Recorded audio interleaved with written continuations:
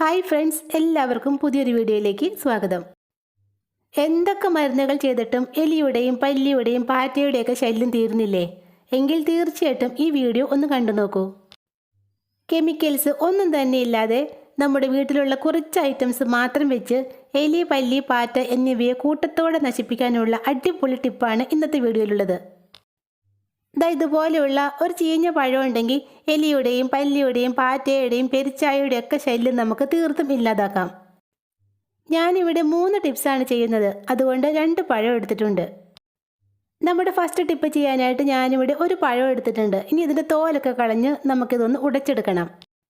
എലിക്കും പല്ലിക്കും പാറ്റയ്ക്കും ഒക്കെ ഒത്തിരി ഇഷ്ടമുള്ള ഒരു സാധനമാണ് പഴം.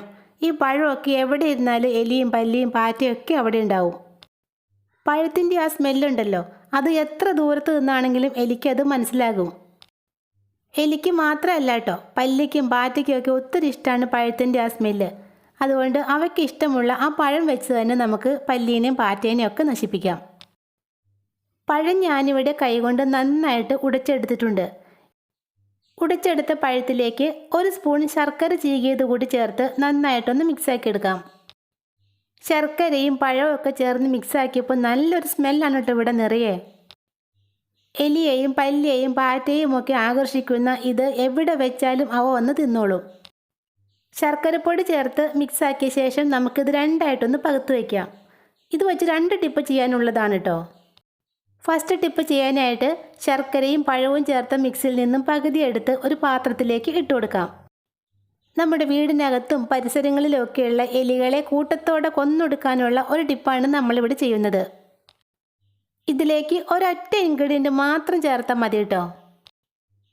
ഇതുപോലുള്ള ഒരു കുഞ്ഞു പീസ് മെഴുകുതിരിയാണ് ഞാനിവിടെ എടുത്തിട്ടുള്ളത്. ഇനി ഇത് ചെറുതായിട്ടൊന്ന് ചീകിയെടുക്കാം. ഞാനിപ്പോൾ ചെറിയൊരു പീസ് മെഴുകുതിരിയാണ് എടുക്കുന്നത്. നിങ്ങൾക്ക് എലിയുടെ ശല്യം കൂടുതലാണെങ്കിൽ മെഴുകുതിരിയുടെയും പഴത്തിൻ്റെയും അളവ് കൂട്ടിയെടുക്കാവുന്നതാണ്. പൊടിയായി ചീകിയെടുത്ത മെഴുകുതിരി നമ്മൾ ഉണ്ടാക്കി വെച്ചേക്കുന്ന പഴം ശർക്കര മിക്സിലേക്ക് ഇട്ട് കൊടുക്കാം. ഇനി ഇതെല്ലാം കൂടി നന്നായിട്ടൊന്ന് ഇളക്കി മിക്സാക്കി എടുക്കാം. പഴത്തിൻ്റെയും ശർക്കരയുടെയൊക്കെ സ്മെല്ല് വല്ലാത്തൊരു സ്മെല്ലാണ് കേട്ടോ അത്.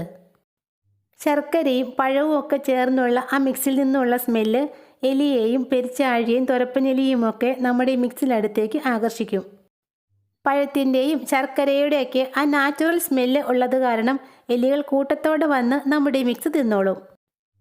നമ്മളിതിൽ വേറെ ഐറ്റംസ് ഒന്നും ചേർത്ത് കൊടുത്തിട്ടില്ല, അതുകൊണ്ട് ഇതിനൊരു നല്ല സ്മെല്ലാണ് കേട്ടോ ഉള്ളത്. പഴത്തിൽ ചേർത്തിരിക്കുന്ന മെഴുകിൻ്റെ ഒരല്പമെങ്കിലും എലിയുടെ വയറിനുള്ളിൽ ചെന്നാൽ മതി. ദഹനക്കേട് ബാധിച്ച് വയറ് വീർത്ത് അവയെല്ലാം കൂട്ടത്തോടെ തന്നെ ചത്തൊടുങ്ങും. ഇതുപോലെ തേങ്ങയൊക്കെ പറ്റിപ്പിടിച്ചിരിക്കുന്ന ഒരു ചിരട്ടയിലേക്കാണ് ഞാനിത് ഇട്ട് കൊടുക്കുന്നത്. തേങ്ങയുടെയും ശർക്കരയുടെയും പഴത്തിൻ്റെയൊക്കെ സ്മെല്ലിൽ ആകൃഷ്ടരായി എലികൾ ഇത് വന്ന് തിന്നോളും. നമ്മുടെ വീടിനകത്തോ പുറത്തോ എവിടെയാണ് എലികളുടെ ശല്യം ഉള്ളതെന്ന് വെച്ചാൽ അവിടെ നമുക്ക് ഇതുപോലെ ഉണ്ടാക്കി വെക്കാം.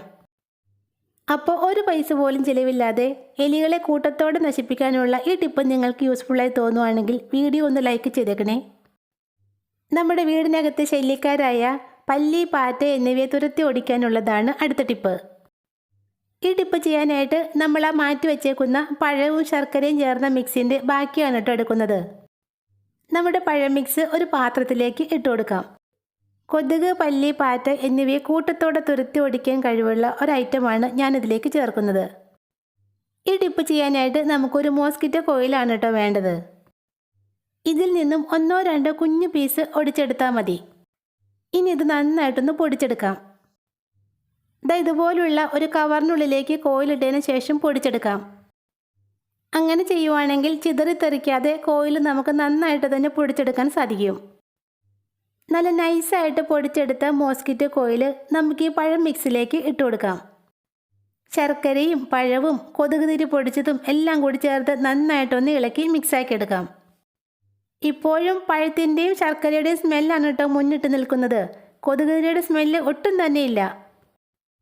നന്നായിട്ട് ഇളക്കിയെടുത്ത മിക്സ് നമുക്കൊരു പേപ്പറിലേക്ക് ഇട്ട് കൊടുക്കാം.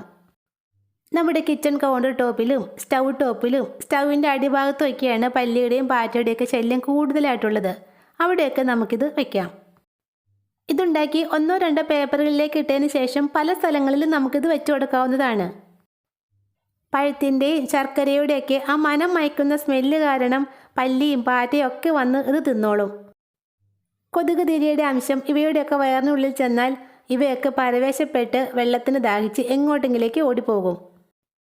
അപ്പോൾ പല്ലിയുടെയും പാറ്റയുടെയൊക്കെ ശല്യം ഉണ്ടെങ്കിൽ ഈ ടിപ്പ് ഒന്ന് ചെയ്ത് നോക്കൂട്ടോ. നല്ല റിസൾട്ട് കിട്ടിയ ഒരു ടിപ്പാണിത്. വെറും ഒരു പഴം കൊണ്ട് എലി, പെരിച്ചാഴി, തൊരപ്പനെലി എന്നിവയുടെ ഉന്മൂലനാശം വരുത്താനുള്ള അടിപൊളി ടിപ്പാണ് അടുത്തത്. പകുതി കേടായിപ്പോയ ഒരു പഴമാണ് കേട്ടോ ഞാനിവിടെ എടുത്തിട്ടുള്ളത്. ഇനി ഇതിൻ്റെ അറ്റം ഒന്ന് മുറിച്ച് മാറ്റാം. അടുത്തതായിട്ട് നമ്മൾ ആ മുറിച്ച ഭാഗത്തിൻ്റെ സെൻറ്ററിലായിട്ട് നന്നായിട്ടൊന്ന് കുഴിച്ചെടുക്കാം. ഷാർപ്പ് എഡ്ജുള്ള ഒരു കത്തിയോ അല്ലെങ്കിൽ സ്പൂണിൻ്റെ ബാക്ക് വെച്ചോ നമുക്കിതിൻ്റെ ഉള്ളിൽ നിന്നും പഴം ഇതുപോലെ ഒന്ന് ചുരണ്ടിയെടുക്കാം. എലി, കൊതുക്, പല്ലി, പാറ്റ, ഈച്ച എന്നിവയെ തുരത്തി ഓടിക്കാനുള്ള വേറെയും വീഡിയോസ് ഞാൻ ഈ ചാനലിൽ അപ്ലോഡ് ചെയ്തിട്ടുണ്ട്. കാണാത്തവരുണ്ടെങ്കിൽ ഒന്ന് പോയി കണ്ട് സപ്പോർട്ട് ചെയ്യണേ. അതുപോലെ തന്നെ ഞാനിടുന്ന വീഡിയോസ് നിങ്ങൾക്ക് യൂസ്ഫുള്ളായി തോന്നുവാണെങ്കിൽ നിങ്ങളുടെ ഫ്രണ്ട്സിനൊക്കെ ഒന്ന് ഷെയർ ചെയ്യാനും മറക്കല്ലേ. പഴത്തിൻ്റെ നടുഭാഗം ഇതുപോലെ തന്നെ നന്നായിട്ട് കുഴിച്ച് വേണം ചുരണ്ടിയെടുക്കാൻ. റെഡിയാക്കി എടുത്ത പഴം നമുക്കൊരു സൈഡിലേക്ക് മാറ്റി വയ്ക്കാം. ഇനി ഇതിലേക്ക് ഒരു ഐറ്റം കൂടി ചേർക്കണം.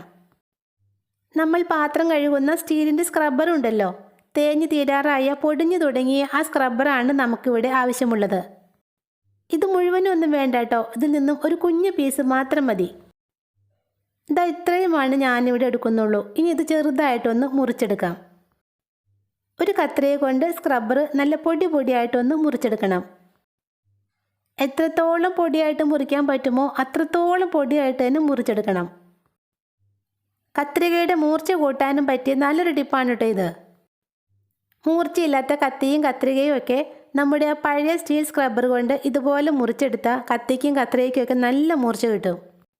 സ്ക്രബ്ബറിൻ്റെ കുഞ്ഞു പീസ് ഞാനിവിടെ പൊടിയായിട്ട് തന്നെ മുറിച്ചെടുത്തിട്ടുണ്ട്.